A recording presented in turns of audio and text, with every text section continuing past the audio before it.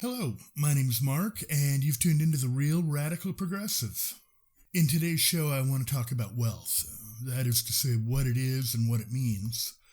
To start with, I think I should explain what I mean by progressivism. When I started this channel, a few of my friends warned me that I should probably stay away from the word progressive because it has recently earned a bad name, and I understand that, but I decided I really wanted to take the word back. The progressive movement in this country really starts with FDR. He understood that the economy wasn't working for the average citizen. People tend to forget there was a real possibility that if not for FDR, we could have wound up as a communist country. But FDR understood that while communism is a horrible answer, there are also very problematic issues with liberal capitalism. Put simply, collectivistic ideologies like communism don't tend to foster robust markets. In other words, in the best case scenario, we would all be equal partners in a really dismal economy. On the other hand, the individualistic ideologies, like liberal capitalism, tend to lead to incredible thriving economies that only the very extremely rich few get the benefit of. The idea of progressivism is to allow for the benefits of a market economy while at the same time, through proper taxation and regulation, making sure that everyone enjoys some of the prosperity that those markets bring. We Americans are still living in the house that Roosevelt built, but we haven't been taking very good care of it since the Reagan political revolution of the 80s. The cracks in the American infrastructure are becoming more and more pronounced. We've neglected the commons and we're all paying for it. The middle class that was responsible for creating the most robust economy the world has ever seen has been gutted. So, how did we get here? And what can we do about it? To answer these questions, I think we have to go back to the nature of wealth. It's true that your first dollar and your billionth dollar look the same, but clearly any similarities end in appearance. Allow me to break this down. So if you earn $1,000 a month, you can probably pay your rent, buy groceries, and really not much else. Now, I'm obviously using round numbers just to illustrate my point. But this money is never going to work for you. It's not wealth. It has to be spent just to cover necessities. On the other hand, if you earn $1,500 a month, you're obviously better off. But realistically, the extra $500 will at best be short-term savings. In the long run, it'll likely be spent on something like a new car or a medical emergency, etc., etc. So let's just skip to the end. Let's say you're making $1 million per month. First, you probably can't spend all of that money unless you have like a Tony Montana-sized drug habit, which means that you'll be able to invest most of your money so that even when you quit working a decade or so from now, you'll still be making money. In fact, if you continue at this rate, you will have acquired enough capital that you'll never be able to spend it as fast as it accumulates. Now we're talking about wealth. You and your descendants shouldn't ever actually have to work ever again. You see, the first few grand you make doesn't count as wealth because that money's not going to hang around. You're going to have to spend it just to stay alive. It's not wealth until the money isn't spent, but rather invested. As an aside, this is why a flat tax is frankly immoral. Taxing somebody who made 10 grand in a year at the same rate as someone who made 12 million is simply ridiculous. Any penny you take away from the first guy is literally food you're taking off his table. The money you take from the millionaire is coming right out of his long-term investment portfolio. As I said earlier, other than looking alike, the first and the billionth dollar are not at all the same and should be treated differently. Often, when taxes come up, whether we're talking about the inheritance tax or the so-called death tax, or simply talking about raising the taxes on the investor class, they start screaming about wealth redistribution, which I suppose is fair, as that is what we're talking about. And as I'll point out, we're talking about it for good reason. However, my first point is it's worth noting that we already practice wealth redistribution. You see, any decision made in the design of your economic engines is going to create winners and losers. Just as a for instance, we as a society have decided that capital gains tax should be way lower than income tax. That's certainly more advantageous for the investor class than it is for the working class, right? Other societies have developed different economic tools.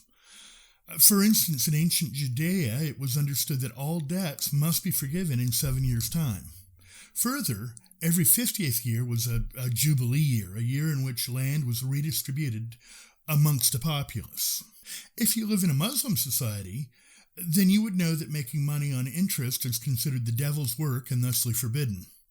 In the ancient Germanic tribes, virtue meant strength. If I was strong enough to take property from you, then obviously the gods meant for it to be mine. However, we've decided that property rights are sacrosanct. If I take someone's property, it's considered theft, and the police will take me away and put me in jail. So enforcing property rights could certainly be described as a means of redistributing wealth away from the strong and towards the weak. And yet we all think that this is not only fair, but that to run a society differently would be immoral.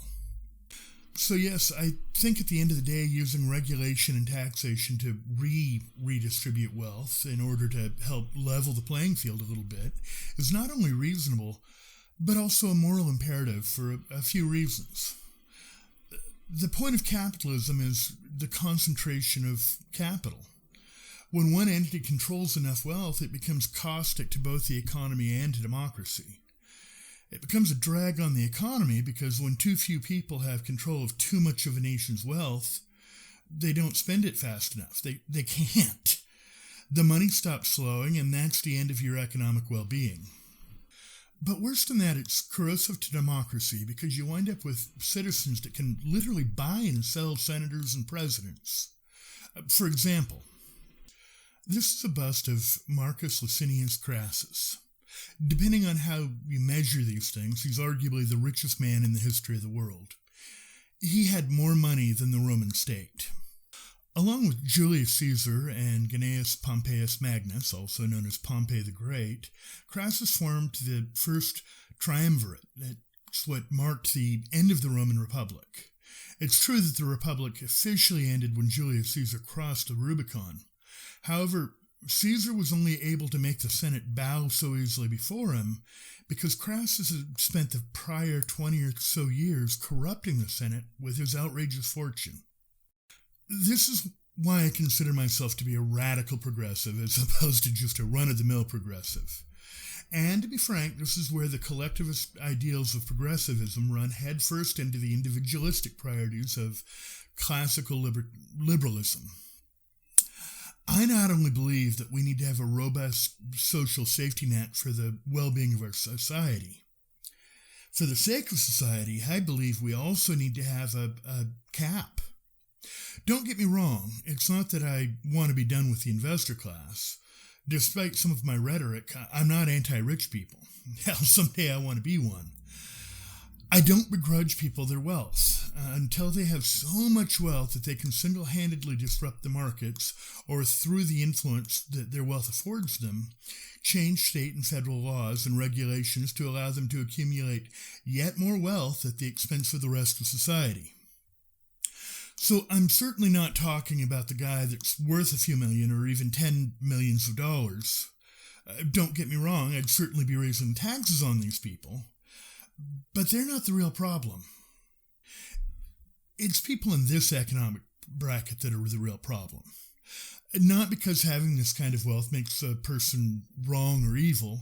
It's just that now the fate of the nation is really in the hands of just a few multi-billionaires.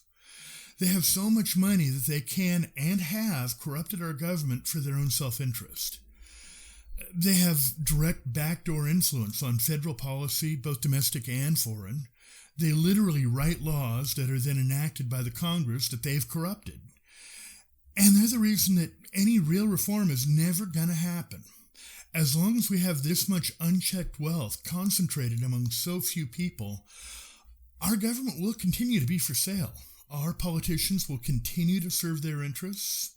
In fact, they aren't really our politicians. We didn't buy them.